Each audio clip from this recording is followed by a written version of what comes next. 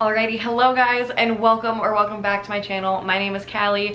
Thank you so much for being here and for tuning in for today's video. Today's video is going to be more of a sit down type video. I'm going to be talking all about my post-show experiences, what I wish I knew heading into my very first ever bodybuilding show at the age of 19, which yes, it was a very young age for me to hop on stage, but I don't regret any of it, quite honestly. It taught me a lot about myself that I never would have learned if it wasn't for this bodybuilding prep. I just wish that there were some things that I wish I knew going into this bodybuilding show. And although the people around me did a great job telling me, I still wish that there were some things that I knew. So this video is gonna be all about that. And then also I've been asked a lot about how I handled post-show weight gain, which is not an easy or light subject to discuss at all, but it is something that should be talked about a lot more because I feel like a lot of us struggle, especially women, struggle with it a lot, and it's just not talked about enough, or there's not a lot of videos out there talking about it. The way that this video is going to be formatted, you can go to the bottom and kind of like click through the chapters. I will have those open for all of you guys, but for starting off, I'm going to be talking about what I wish I knew going into the show, and then we will dive into post-show weight gain. I have a few points here, roughly about 5 main points that are broken down into subcategories within those. The number one thing that I wish I knew before going into show was how much it was going to cost. I knew it was a very expensive sport, and I was a gymnast growing up my entire life, and thankfully I was blessed enough to have a family that paid for that for me to participate in club gymnastics, because club gymnastics is a lot more expensive than high school gymnastics, and the expenses of that are not cheap at all. I kind of have it broken down into my notes for you all. I'm so sorry, my dog is an attention, she loves all the attention in the world. I kind of have this broken down for all of you guys because I knew it was a lot, I didn't know how much, so I'm gonna give you the exact numbers that I personally paid, and then also the other expenses that don't exactly have a number to them. So for starters, my suit was cheap. I got it from Muscle Dazzle, and I know that they do figure and they also do bikini, and I think they also do wellness and all of the other different divisions on that website as well, and I had a very good experience with them and their service. So I went through Muscle Dazzle. My suit, which I'm gonna cover up Brooklyn really quick. This is my suit right here. That cost me about $375. With that suit, I got to pick the little custom emblem, I guess you can say, that goes in between, and then also the straps I got to customize as well. I paid $150 just for my NPC card just to compete for this specific year. And then I paid $110 just to compete in each class, and I only competed in 2 classes. Coaching for me was $220 per month, which was nutrition only. I was not provided with workouts. I programmed for myself because I'm a personal trainer as well, and I have a decent amount of knowledge of like what I needed. My coach did give me feedback on certain areas that I should be focusing a little bit more on, but other than that, I programmed for myself. So it would have been upwards over $300 a month if I did do the all-inclusive like coaching route with her. Posing sessions for me were also $60 for 30 minutes, and obviously I did more than Brooklyn. Posing sessions for me were $60 for 30 minutes, and I obviously did more than one, and my posing sessions were also in person, and I drove 2.5 hours one way for a session. I did end up bringing my friend these times because my friend was also coached by my coach as well, and we also spent the day like trying out the gym down there and had a lot of fun with that, but it is expensive. My makeup for the show was $175. My tanning was $135. To go along with the makeup, I had to buy my own lip color so I could like reapply it after I ate and whatnot. And then also you have to consider the cost of supplements, and thankfully I work with BPN. I'm a partner with them. I got free supplements through them, but then also there were supplements that BPN did not carry that I did have to pay out of pocket for. And also you gotta pay attention to groceries, and then also gas and travel expenses if you have to travel for your show. I also had to travel for about like 2.5 hours for this show. You also have to consider the cost of a hotel, and then also needing to buy extra bed sheets for the bed so you don't stain the white bed sheets of the hotel and then get charged for that. and then also possibly new dark clothes to sleep in. Now, the second thing that I wish I knew was how the tanning process went down. I've never had a spray tan in my entire life. I have never gone through this process. No bodybuilder has ever talked about this like the way that I'm gonna be talking about. So buckle up, because I was very surprised going into this. I made a tanning appointment, and I thought the appointment was only going to be for a single thing. So I thought I was only gonna be standing naked in front of one person. No, I was standing naked in front of 30 other people. We had numerous different tents in certain aisles that you had to walk up and down in. And in those tents, that was like our own little personal tent, and we had our own little like fans that were blowing up on us. So you're standing, the fan is at a downward angle blowing up on you, and you're completely naked. I'm not even kidding. There is not a single thing being covered. And you have a bunch of rows and rows and rows of the other competitors in there with you. And then when it was your time, you had to walk up these aisles, go to the spraying tent, stand in the spraying tent doing certain poses where you had to put your arms up, lean back, and then you also had to like bend over.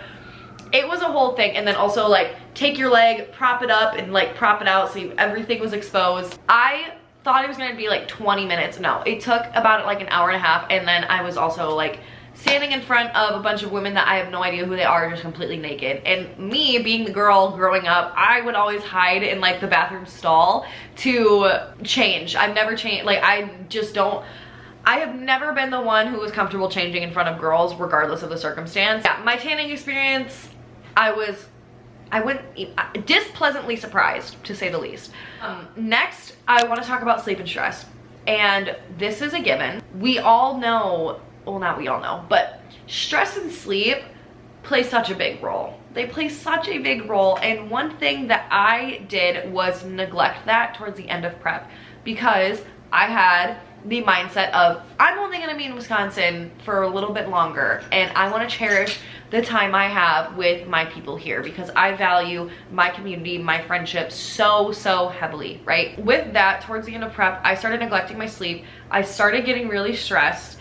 Unfortunately, I got involved with somebody and it was going really well. And then usually in the past when I've had breakups, like I've been able to like kind of know that it was coming because it was like more of a mutual type thing. This one kind of hit me like a freight train.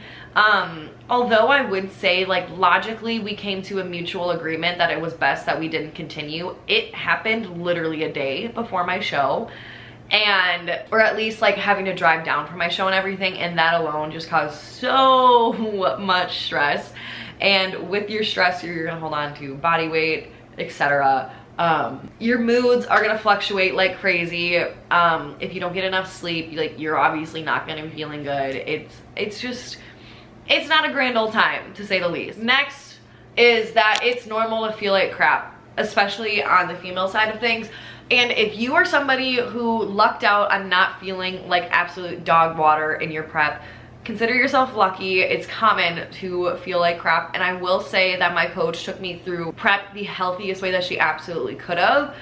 She was not making me do any of these weird sketch things at all. It was very healthy the way that she went about it, because I do know that a lot of people and a lot of coaches go about a bodybuilding prep in a very unhealthy way, and my coach did not do that. She put my health at the top of the priority list, essentially. Like towards the end of prep, I thought it was normal to feel the way that I did, and I didn't realize how bad it was until I was out of prep. Like after I ate again, I felt alive when I ate that burger after prejudging. It was insane. It's normal to not feel good. It's normal to have extremely low energy stores, and give yourself credit and take naps when you need to take naps. I'm somebody who doesn't like taking naps, and towards the end of prep, I took them a lot, and I felt really bad about myself, and I felt super guilty, and I honestly just pushed myself to the absolute limit. I was working all throughout peak week on top of doing, you know, max cardio, maxing out my clients, maxing out my time with working, having to get up super early, going to bed late, all that type of stuff. So I could have done better at controlling those controllable variables. So losing your period is a common thing. I still don't have my period back, but that's also due to the fact that I was on birth control. I had the Nexplanon bar in my arm for 3 years before my show. So I got it out in October of 2022, and then I didn't start prep until December, like mid-December of 2022. And then I prepped all the way until my show of June 3rd, 2023. I still don't have my period back, and I have been out of show for 2.5 months now, which is insane to think about. It's common to lose your period as a girl, and that's why they say it is not healthy or maintainable to stay that lean year round, because it's just, your body is not functioning correctly at all. And it's extremely intense, and it does take a huge toll on your body. So when you are able to, reverse dieting is the proper route to go. Which leads me into my next and final point, is that reverse dieting post-show is harder than prep, in my opinion, and in other people's opinions who bodybuild as well. Controlling yourself post-show is extremely difficult, especially coming off from a first-time competitor.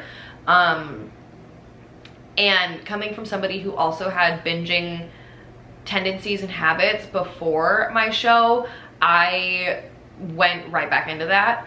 I will say though, I was in a spot where I was healthy, I was comfortable, and I was feeling good to start prep. My coach and I worked in an off season before I even jumped into any sort of prep to make sure that my relationship with food was good, I was mentally good, and we were good to actually take on this prep, because if I wasn't mentally there, then I was just gonna completely crumble, right? Now that we're talking about post-show, I'm just going to dive straight into how I handled post-show weight gain and talking about my post-show experience. Post-show, I had 2 giant freaking cookies, and I knew myself well enough that I had the opportunity to binge, so I asked everybody to not bring me any sweets and treats and stuff, other than one of my clients at the time. She was so kind to get me these little cookies, and I was like, that is all.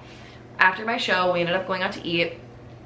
Again, I went out to eat in the middle of the day for lunch. I got a burger. Technically, I got a burger, cleaned my plate. I ended up snacking off of some of my other friends' plates as well that came with me to lunch, and then I took a nap, went to show, had my show. I ended up taking like 2 little treats from backstage. Then I had those 2 giant cookies. Then I went out to eat, and I had another like chicken bacon ranch sandwich here with like sweet potato fries. I ended up sharing a huge like chocolate brownie like skillet thing. It tasted really good. But I was at the point where I literally was just so full and literally in pain. And then even still, I had, I think like 2 Oreos that I packed for myself, because I wanted, like, I didn't bring a pack of Oreos, I just put them to, like, those 2 in a little baggie.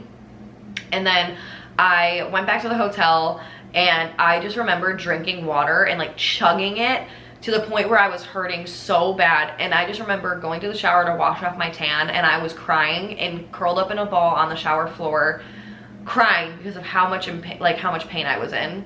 And with that, I also, like, I was just in so much pain, and I ended up going to bed immediately after. I literally zonked out so fast. But then I woke up in the middle of the night and I couldn't fall back asleep. And then I remember going to the fridge and finishing one of the cookies, like crazy cookies that I wanted, at like 3 a.m. and then I went back to bed. And then I woke up, and then the next day we got donuts, and then we went to First Watch, we got Starbucks. I tried a Field Bar from BPN because they had like a new formula that I couldn't try yet because they released it when I was in the middle of prep. And then I also had some like pasta that my dad made. I ended up going to get ice cream from a local ice cream place in my hometown back in Wisconsin. I finished all of that, and then I also finished my friend's that she didn't finish. I ended up going to Quick Trip, the gas station, getting like egg rolls and like a sandwich. I ended up eating a ton of Oreos. I probably consumed like upwards of 4,000 calories that day, and I stuffed myself till I felt so sick. I ended up eating cereal later that night, and I remember trying to literally purge and throw it all up. I just felt absolutely terrible, and I was sitting there, I was like, oh my gosh, I don't know what to do with myself. I looked at myself in the mirror, I was like, who even am I? Like, I just felt absolutely terrible. And after that, I ended up going for a 4-mile run, which I never have done in my entire life. I went at 10 o'clock at night, which I am terrified of the dark if you know me, and I just kept running and running and running.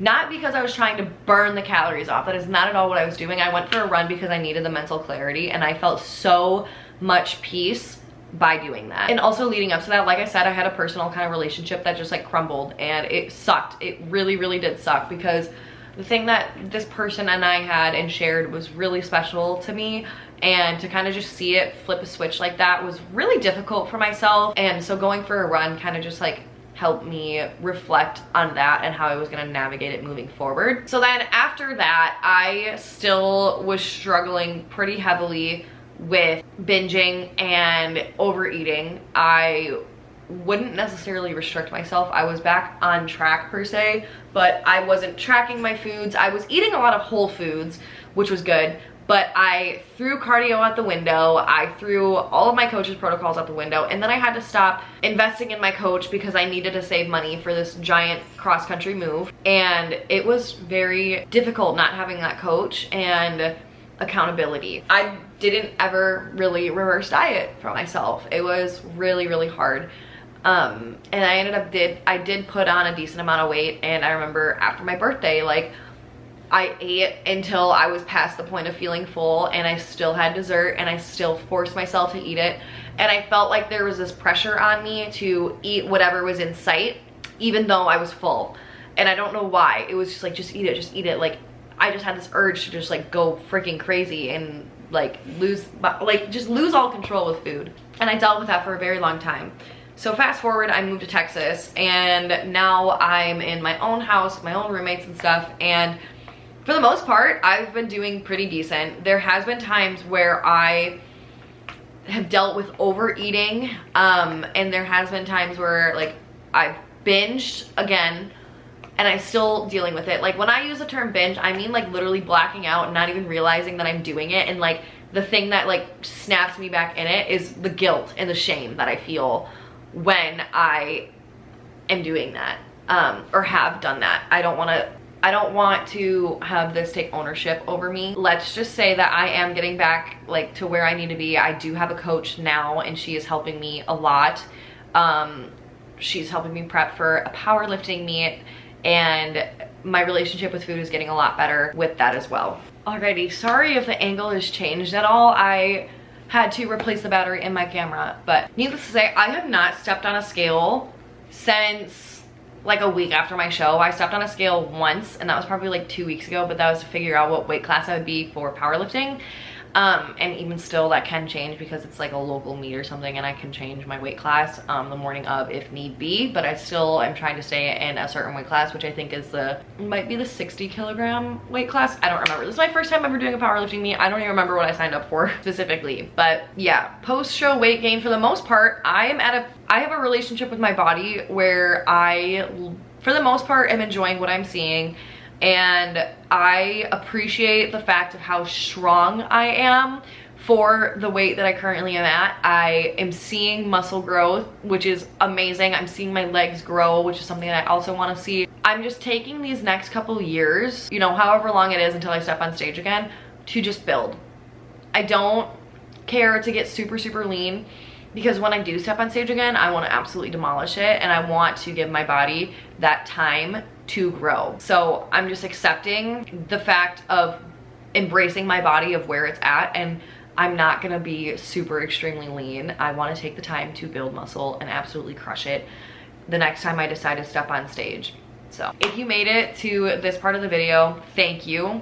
I know I talked about a lot of heavy subjects in here, and I know that there are other people out there who are dealing with or have dealt with similar things, and I hope that me talking about this has helped you in some way, has provided comfort in some way. And if you need, please reach out to me on Instagram DM. I am more than happy to chat with you about this stuff, because you are absolutely not alone if you are going through this stuff, and you are not meant to be alone going through this stuff. I want to be a resource for people. I want people to reach out to me if they feel like they need the help. I love you all. Thank you all so much for your support through this entire journey, watching me step on stage, move across the country, now watching me prep for a powerlifting meet, and everything along those lines. Make sure to comment down any video requests or recommendations, and I absolutely will try to make those videos for you guys, because I love content creation. It is my favorite thing to do. I love you all, and I will see you in my next video.